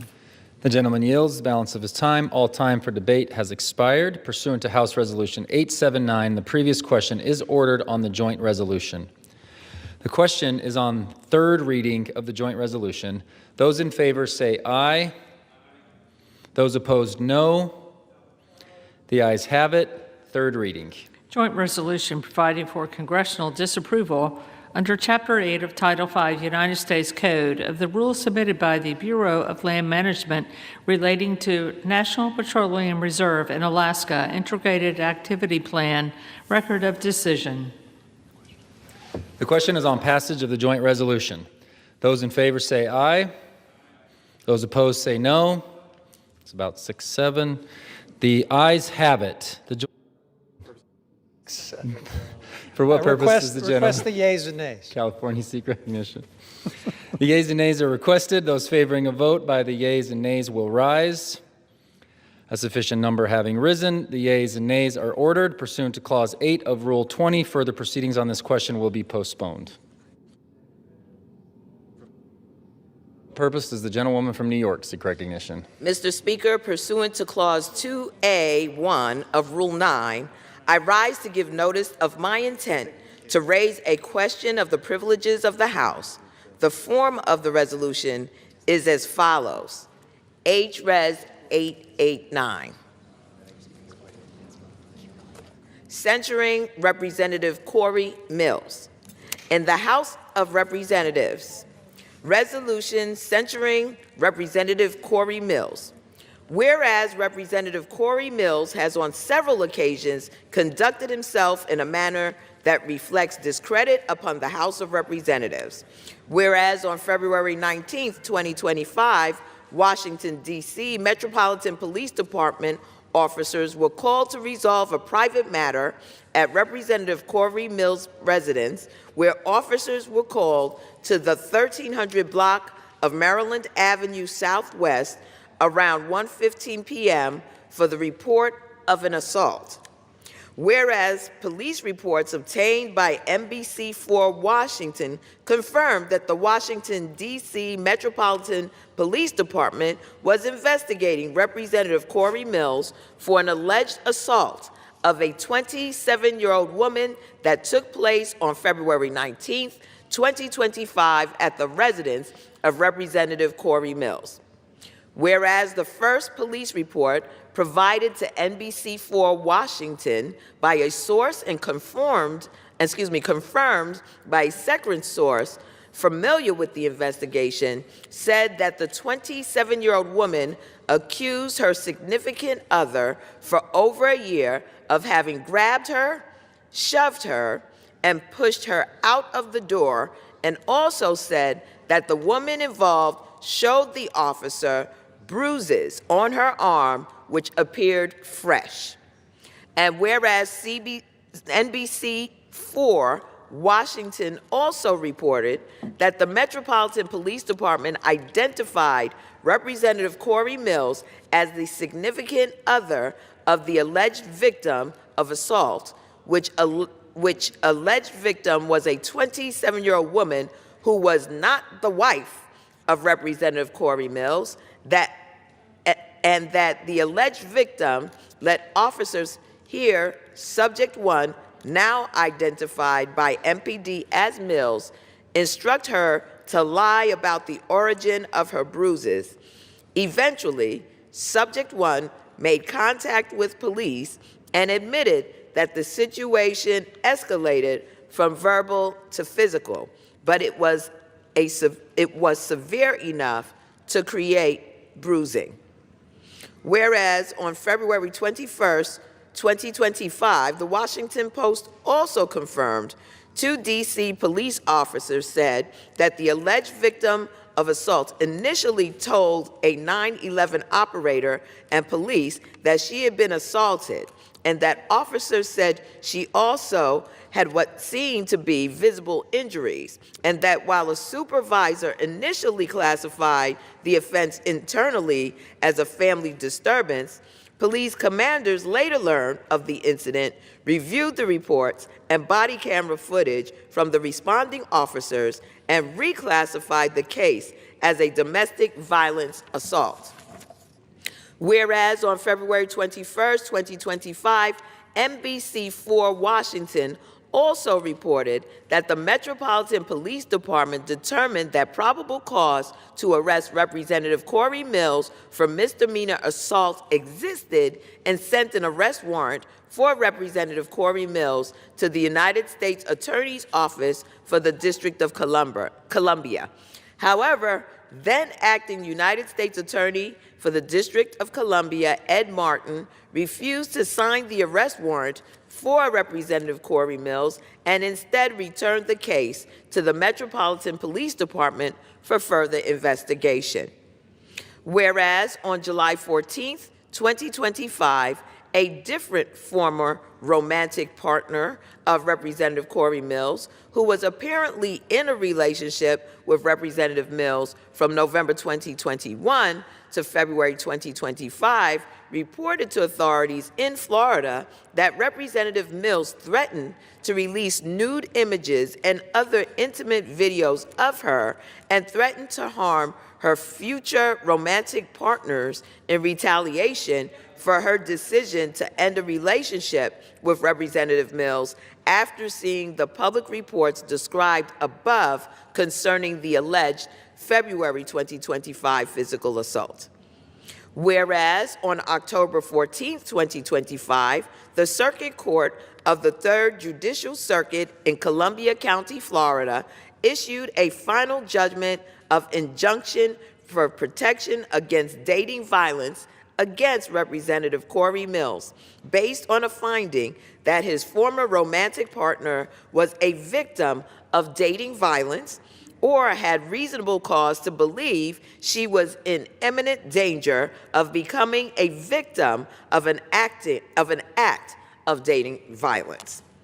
Whereas in August of 2024, the Office of Congressional Conduct adopted and transmitted to the Committee on Ethics of the House of Representatives a report indicating that there was substantial reason to believe that Representative Corey Mills may have omitted or misrepresented required information in his financial disclosure statements, accepting excessive contributions to his campaign committee in the form of personal loans and contributions that may not have derived from Representative Corey Mills' personal funds entered into, held, or enjoyed contracts with federal agencies while he was a member of Congress, and may have accepted through his campaign committee in-kind contributions or other contributions not lawfully made.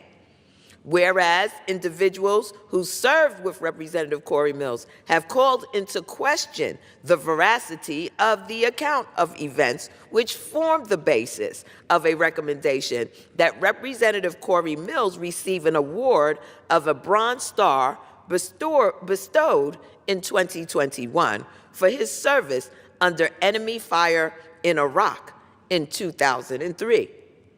Whereas in August of 2024, Representative Corey Mills provided the Daytona Beach News with documents purporting to prove that he earned a Bronze Star with heroism, including a Department of the Army Form 638 recommending Representative Corey Mills for a Bronze Star, which includes a signature from then Army Brigadier Commander Arnold N.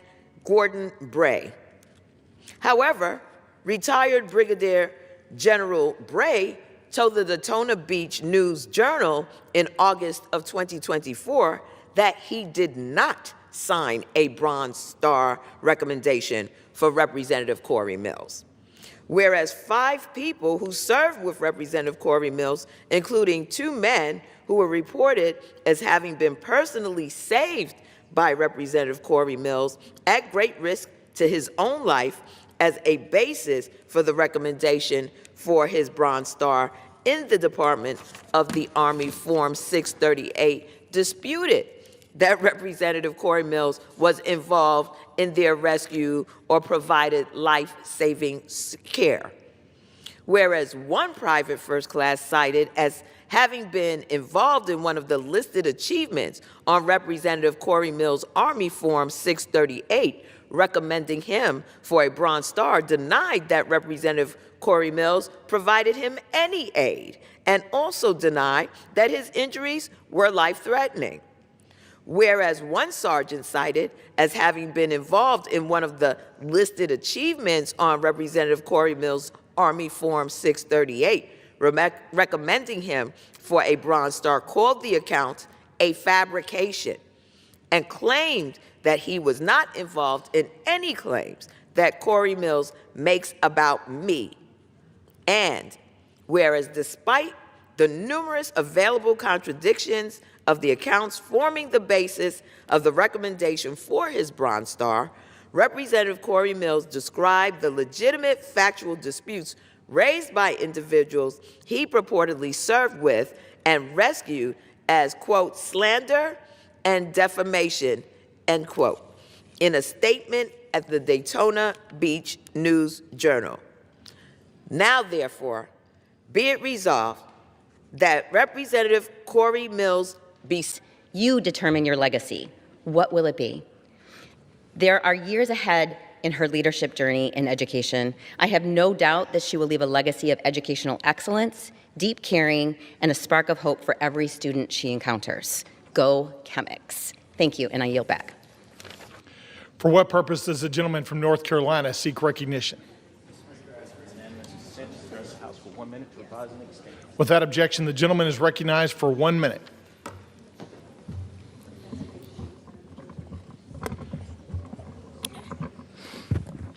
Mr. Speaker, as we recently celebrated veterans across the country, H.R. 5939, the USMC Helicopter Support in Vietnam Congressional Gold Medal Act, would award a Congressional Gold Medal to the Vietnam-era Marine Corps and Navy veterans who performed vital helicopter support missions.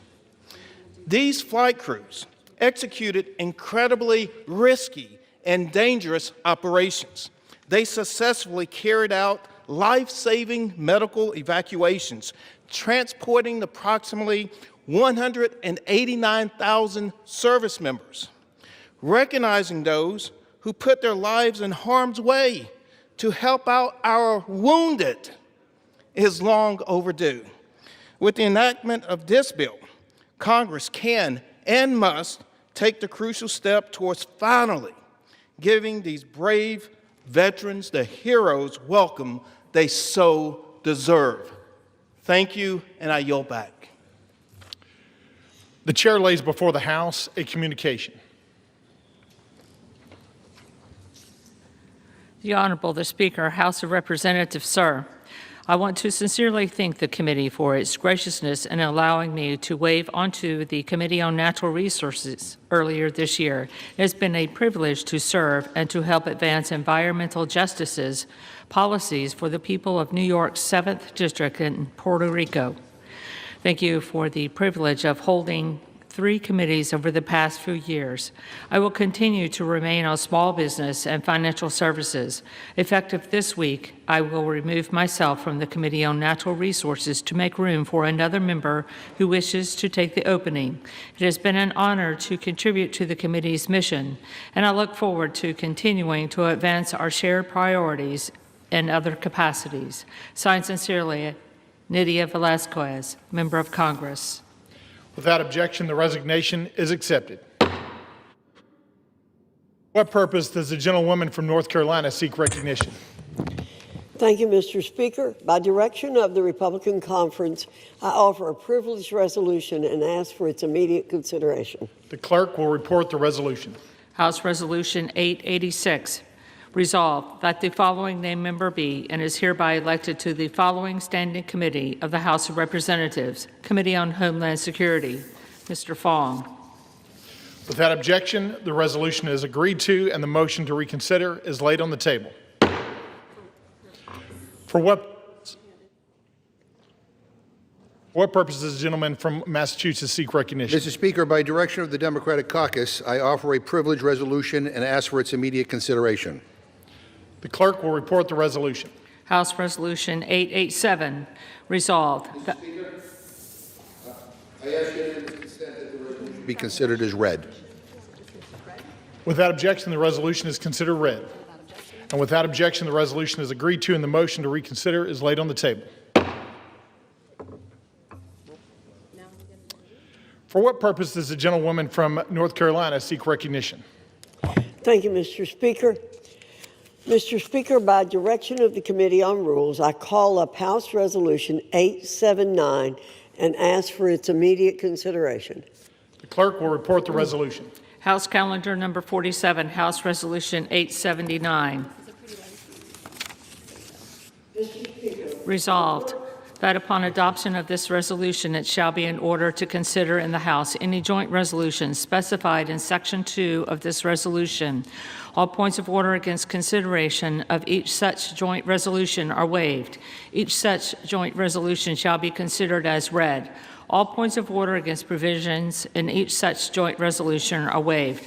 The previous question shall be considered as ordered on each such joint resolution and on any amendment thereto to final passage without intervening motion except one. 1 hour of debate equally divided and controlled by the chair and ranking minority member of the Committee on Natural Resources or their respective designees. And 2, 1 motion to recommit or commit as the case may be. Section 2, the joint resolutions referred to in the first section of this resolution are as follows. A, the joint resolution, Senate Joint Resolution 80, providing for congressional disapproval under Chapter 8 of Title 5 United States Code of the rules submitted by the Bureau of Land Management relating to National Petroleum Reserve in Alaska Integrated Activity Plan Record of Decision.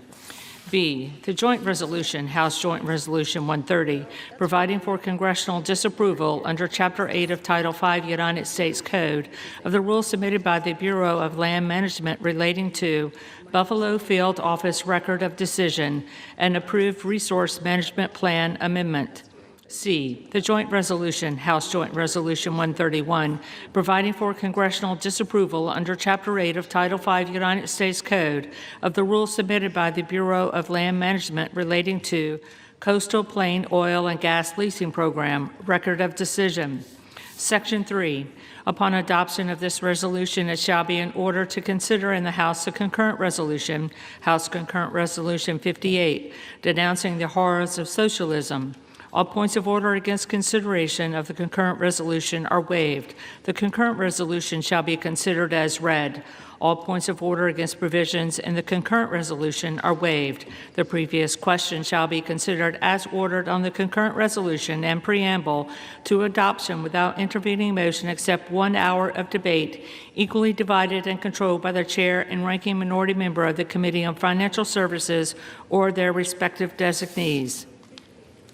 Section 4, upon adoption of this resolution, it shall be in order to consider in the House the bill, H.R. 1949, to repeal restrictions on the export and import of natural gas. All points of order against consideration of the bill are waived. The bill shall be considered as read. All points of order against provisions in the bill are waived. The previous question shall be considered as ordered on the bill and on any amendment thereto to final passage without intervening motion except one. 1 hour of debate equally divided and controlled by the chair and ranking minority member of the Committee on Energy and Commerce or their respective designees. And 2, 1 motion to recommit. Section 5.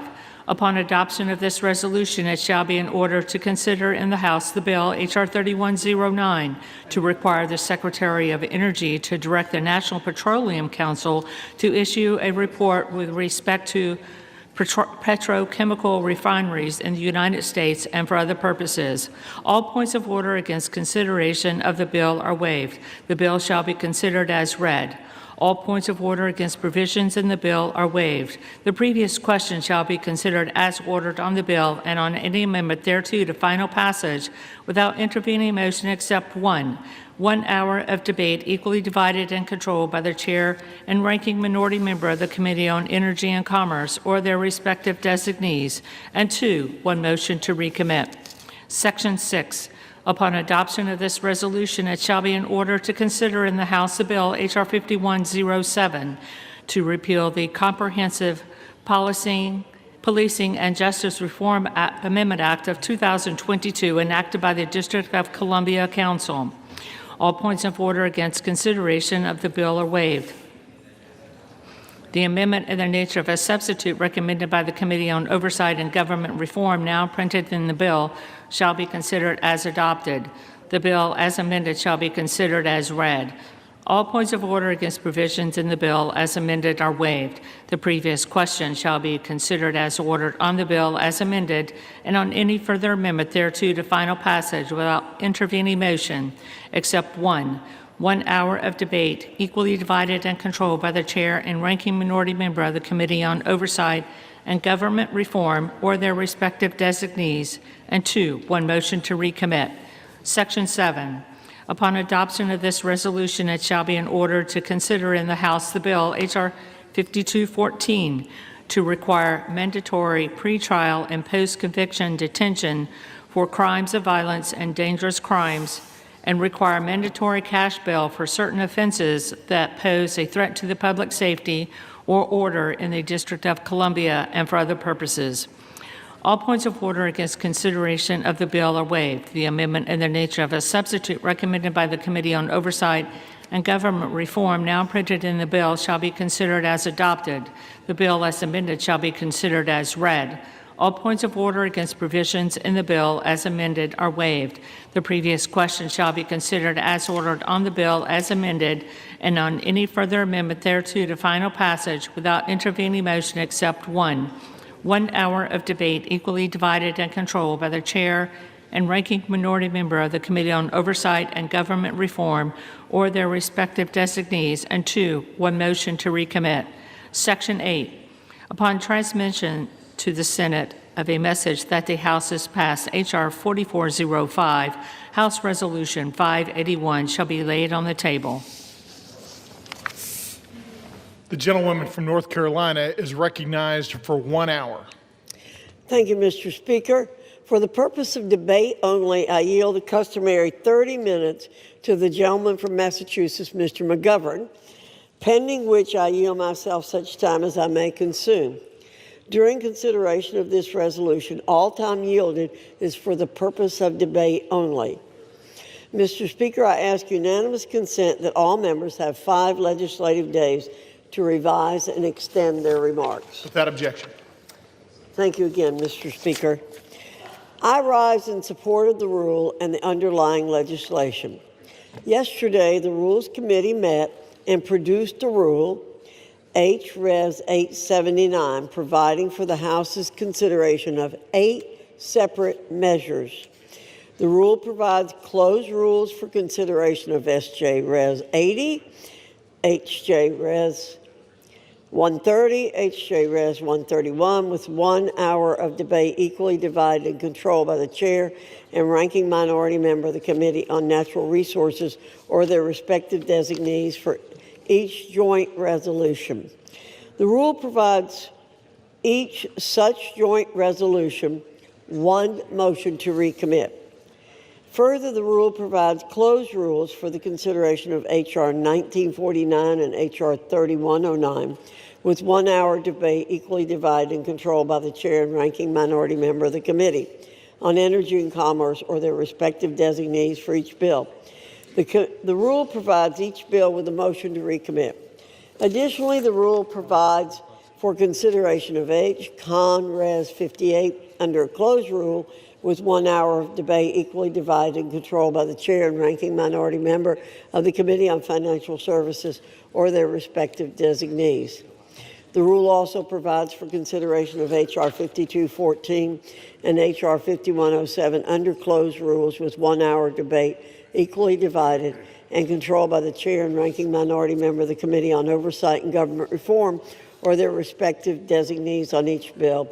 The rule provides one motion to recommit for each bill.